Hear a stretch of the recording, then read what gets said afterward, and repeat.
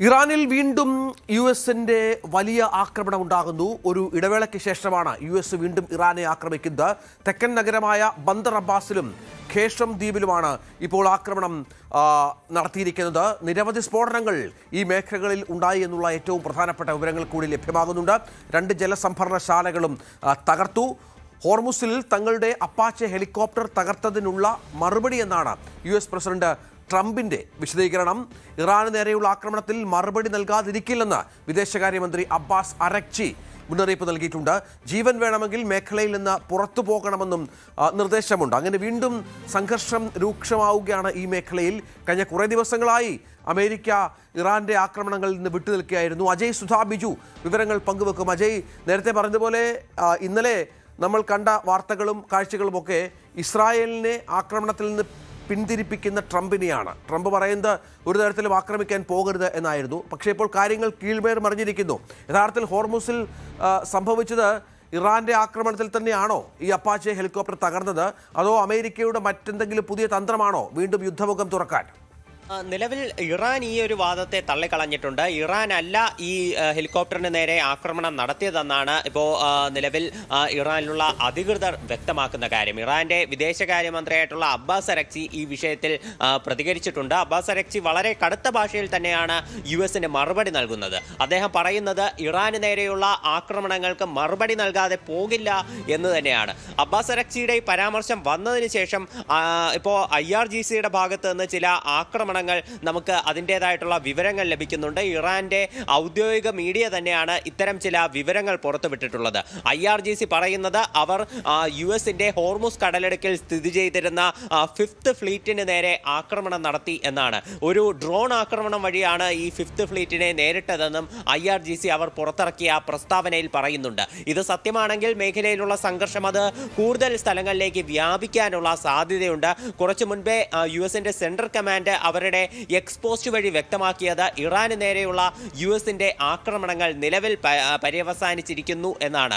ഇറാന്റെ തെക്കൻ മേഖലകളിലാണ് പതിവ് പോലെ യുഎസ് ആക്രമണം നടത്തിയത്. ഇതിൽ ഇറാന്റെ ഖേഷം ദ്വീപിലും അതുപോലെ തന്നെ ബന്ദർ അബ്ബാസ് പട്ടണത്തിലും നിരവധി സ്ഫോടനങ്ങൾ റിപ്പോർട്ട് ചെയ്തിട്ടുണ്ട്. നാശനഷ്ടങ്ങളുടെ തോത് നമുക്ക് പൂർണ്ണമായി അറിയാൻ സാധിച്ചിട്ടില്ല. എന്നാലും 2 വാട്ടർ ടാങ്കുകൾ തകർന്നതായിട്ട് റിപ്പോർട്ടുകളുണ്ട്. ഇത്തരം ജലസംഭരണ കേന്ദ്രങ്ങൾ തകരുന്നത് അത് ഇറാനെ സംബന്ധിച്ച് വളരെയധികം ആശങ്കയുണ്ടാക്കുന്ന കാര്യമാണ്. കാരണം അവിടെയുള്ള രാജ്യത്തുള്ള ജനങ്ങളുടെ വലിയൊരു കുടിവെള്ള സ്രോതസ്സാണ് ഇത്തരം ജലസംഭരണ കേന്ദ്രങ്ങൾ. നിരവധി ശുദ്ധജല കേന്ദ്രങ്ങൾ വഴി ശുദ്ധീകരിച്ച ജലം ഇത്തരം സംഭരണശാലകളിൽ എത്തിച്ച് അവിടം വഴിയാണ് ജനങ്ങൾക്ക് വിതരണം ചെയ്യുന്നത്. ഈ ഇറാൻ പോലെയുള്ള രാജ്യങ്ങളിലും മറ്റ് ഗൾഫ് മേഖലയിലുള്ള രാജ്യങ്ങളുടെ ആണെങ്കിലും കുടിവെള്ളത്തിൻ്റെ പ്രധാനപ്പെട്ട ഒരു സ്രോതസ് എന്ന് പറയുന്നത് ഇത്തരം കേന്ദ്രങ്ങളാണ്. അപ്പോൾ അവിടെ നടന്നിട്ടുള്ള ഒരു ആക്രമണം എന്ന് പറയുന്നത് അത് തീർച്ചയായിട്ടും ഇറാൻ ജനതയെ സംബന്ധിച്ച് അത് കൂടുതൽ ആശങ്കയുണ്ടാക്കുന്ന കാര്യമാണ്. ഹെലികോപ്റ്റർ എന്ന് പറയുമ്പോൾ നമുക്കറിയാം, നേരത്തെയും യുദ്ധമുഖത്ത് ഒരുപാട് ആയുധങ്ങൾ നഷ്ടപ്പെട്ട ഒരു രാജ്യം കൂടിയാണ് US, സംശയമില്ല. അവിടെ ഒരുപാട് നഷ്ടങ്ങൾ ഉണ്ടായ കണക്കുകളൊക്കെ പുറത്തു വന്നതാണ്. ഇത് അവരുടെ തന്ത്രപ്രധാനമായ വളരെ പ്രധാനപ്പെട്ട യുദ്ധമുഖത്ത് ഗൾഫ് യുദ്ധ സമയത്തൊക്കെ ഒരുപാട് പോരാടിയിട്ടുള്ള ഒരു സംവിധാനമാണ്. നന്നായിട്ട് കോസ്റ്റ്ലി ആയിട്ടുള്ള ഒരു സംവിധാനം കൂടിയാണ്. തകർന്നു വീഴുക എന്ന് പറയുമ്പോൾ അമേരിക്കയുടെ നെഞ്ചിനേറ്റ ആഘാതമാണ്, സംശയമില്ല. അത് ട്രംപിനെ പ്രകോപിപ്പിക്കും. പക്ഷേ അറിയേണ്ടത് ഇറാനാണോ ഈ ആക്രമണത്തിന് പിന്നിൽ? ആദ്യഘട്ടത്തിലൊക്കെ ഇറാനാണ് എന്ന് സ്ഥിരീകരിക്കപ്പെട്ടിരുന്നില്ല.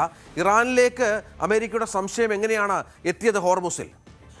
ഇത്തരത്തിൽ ഇന്നലെ ഇസ്രായേലിന് നേരെ നടന്നിട്ടുള്ള ആക്രമണങ്ങളെല്ലാം അവസാനിച്ച് എന്നുള്ള വാർത്ത പുറത്തു വന്നതിന് ശേഷമാണ് യുഎസിന്റെ അപ്പാച്ചെ വിമാനം കടലിലേക്ക് തകർന്നു വീണു എന്നുള്ള ഒരു റിപ്പോർട്ട് വന്നത്.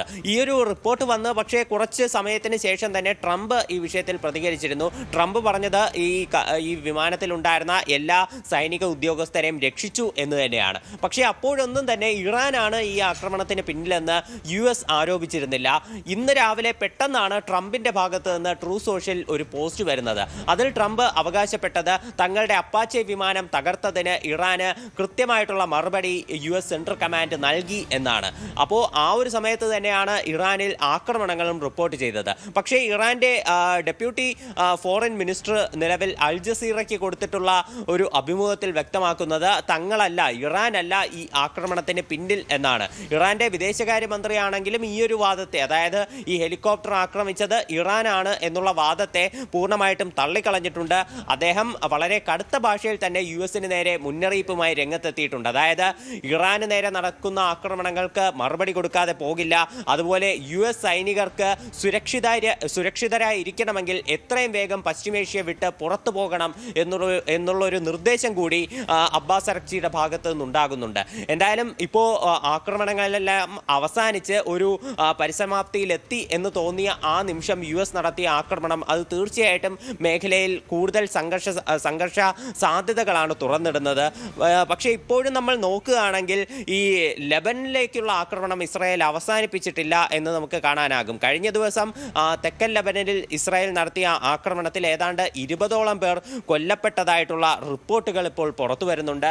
മേഖലയിൽ ഈ സംഘർഷങ്ങൾ ഇപ്പോൾ കുറച്ച് രൂക്ഷമായ സാഹചര്യത്തിൽ കഴിഞ്ഞ ദിവസം വെടിനിർത്തൽ പ്രഖ്യാപിച്ചതിന് പിന്നാലെ കുറഞ്ഞ ക്രൂഡ് ഓയിൽ വില ഇപ്പോൾ നേരിയ തോതിൽ ഉയർന്നിട്ടുണ്ട്. 1% ആണ് ക്രൂഡ് ഓയിൽ വില നിലവിൽ ഉയർന്നിട്ടുള്ളത്. ഇതോടെ അന്താരാഷ്ട്ര തലത്തിൽ ബ്രന്റ് ക്രൂഡ് ഓയിലിന്റെ വില 92.29 ഇത് നേരത്തെ, അതായത് ആക്രമണം നടന്നുകൊണ്ടിരുന്ന സമയത്തുള്ള നിരക്കിനേക്കാൾ ആശ്വാസജനകമാണെങ്കിലും ഇപ്പോൾ ഈ സംഘർഷം വർദ്ധിക്കുന്ന സാഹചര്യത്തിൽ ഈ 1% ഇത്തരത്തിൽ ക്രൂഡ് ഓയിൽ വില മുകളിലേക്ക് പോകുന്നത് അത് തീർച്ചയായിട്ടും ആശങ്കാജനകമാണ്. ഇനിയിപ്പോൾ ഇറാന്റെ തിരിച്ചടി എന്താണ് എന്നാണ് നമ്മൾ അറിയേണ്ടത്. ഇറാൻ എന്തായാലും തിരിച്ചടിക്കുമെന്ന് അറിയിച്ചിട്ടുണ്ട്. എത്രയും പെട്ടെന്ന് രാജ്യം വിട്ടു പോകണം, രാജ്യം വിട്ടു പോകണം, ആക്രമണം നിർത്തണമെന്നാണ് മുന്നറിയിപ്പ്. അബ്ബാസ് അറക്ചിയുടെയൊക്കെ മുന്നറിയിപ്പ് അങ്ങനെയാണ്. തങ്ങളല്ല ഈ ഹെലികോപ്റ്ററിനെ തകർത്തത് എന്നും ഇറാൻ പറയുന്നുണ്ട്. അമേരിക്കയ്ക്ക് ഒരുപക്ഷെ അതുമായി ബന്ധപ്പെട്ട തെളിവുകൾ കിട്ടിയിട്ടുണ്ടോ എന്നുള്ളത് വ്യക്തമല്ല. മറ്റൊരു പ്രധാനപ്പെട്ട കാര്യം, ഇസ്രായേലും ലെബനനിൽ വലിയ ആക്രമണം നടത്തുന്നു. നേരത്തെ അജയ് പറഞ്ഞതുപോലെ 8ഓളം ആളുകൾ അവിടുത്തെ ഒരു പരമ്പരാഗത ഒരു പുരാതന തുറമുഖ നഗരത്തിൽ കൊല്ലപ്പെട്ടു. അത് വലിയ പ്രധാനപ്പെട്ട പ്രശ്നമായി മാറിയിട്ടുണ്ട്. ഈ സമാധാന കരാറിൽ പ്രധാനപ്പെട്ട ഒന്ന് ലെബനിൽ ആക്രമിക്കരുത് എന്നായിരുന്നു. ലെബനെ ആക്രമിക്കുന്നു ഇസ്രായേൽ, അമേരിക്ക വീണ്ടും ഇറാനെ ആക്രമിക്കുന്നു. അങ്ങനെ സംഘർഷഭരിതമായ അന്തരീക്ഷം ഈ സമാധാന കരാറുകൾക്ക്, ചർച്ചകൾക്കൊക്കെ വലിയ വിഘാതമുണ്ടാക്കുമെന്ന കാര്യത്തിൽ സംശയമില്ലല്ലോ. രഞ്ജിത്ത്, ഇപ്പോൾ പുതുതായിട്ട് അൽ ജസീറ റിപ്പോർട്ട് ചെയ്യുന്ന കാര്യം ബഹ്റൈനിൽ സൈറനുകൾ മുഴങ്ങുന്നു എന്നതാണ്. ബഹ്റൈൻ ഇന്റേണൽ മിനിസ്ട്രിയുടെ ഭാഗത്ത് നിന്ന് ജനങ്ങൾക്ക് അവരുടെ എക്സ്പോസ്റ്റ് വഴി ഒരു അറിയിപ്പ് കൊടുത്തിട്ടുണ്ട്. അതായത് ജനങ്ങൾ എത്രയും വേഗം സുരക്ഷിതരായിട്ടുള്ള സ്ഥലങ്ങളിൽ നിൽക്കണം, പുറത്തിറങ്ങരുത് എന്നൊരു നിർദ്ദേശം കൊടുത്തിട്ടുണ്ട്. സൈറനുകളും തുടർച്ചയായിട്ട് മുഴങ്ങുന്നു എന്നാണ് നിലവിൽ അൽ ജസീറ റിപ്പോർട്ട് ചെയ്യുന്ന ഒരു വാർത്ത. അങ്ങനെയാണെങ്കിൽ ഇറാൻ ഈ US ആക്രമണങ്ങൾക്ക് മറുപടിയായിട്ട് പശ്ചിമേഷ്യയിലുള്ള മറ്റ് രാജ്യങ്ങളെ ലക്ഷ്യമിടാനുള്ള എല്ലാ സാധ്യതയുമുണ്ട്.